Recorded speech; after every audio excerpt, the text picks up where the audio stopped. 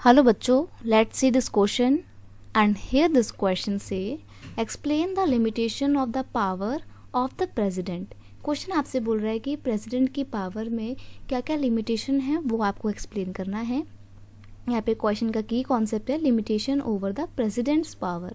अब क्या क्या लिमिटेशन है तो देखते हैं। सबसे पहली बात है the president is head of state and not the head of government. सबसे पहली एक लिमिटेशन तो यही है कि वो सिर्फ स्टेट के हेड हैं, सरकार के हेड नहीं हैं। सरकार के गवर्नमेंट के हेड कौन होते हैं? प्राइम मिनिस्टर होते हैं।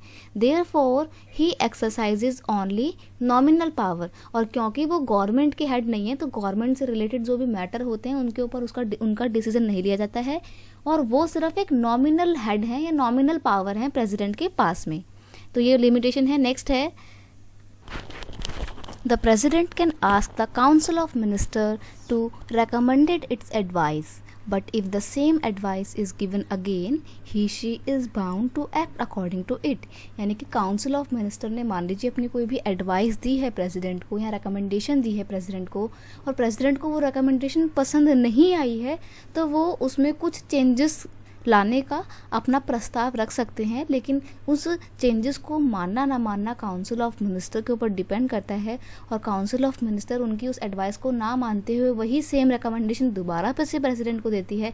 फिर प्रेसिडेंट को फिर उसी के अकॉर्डिंग काम करना पड़ता है। प्रेसिडेंट दूसरी बार उस एडवाइस को रिजेक्ट नहीं कर सकते हैं या दोबारा से सजेशन नहीं दे सकते। तो एक तरीके से हम यहाँ पे देखते हैं कि प्रेसिडेंट के पास क्या पावर है। वो तो एक रबड़ स्टैम्प की तरह है, उनको तो एक ही बार मना करने का अधिकार है, दोबारा तो फिर उनको वही काम करना पड़ता है, चाहे पसंद हो चाहे ना हो, है ना।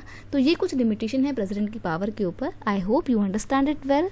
Best of luck.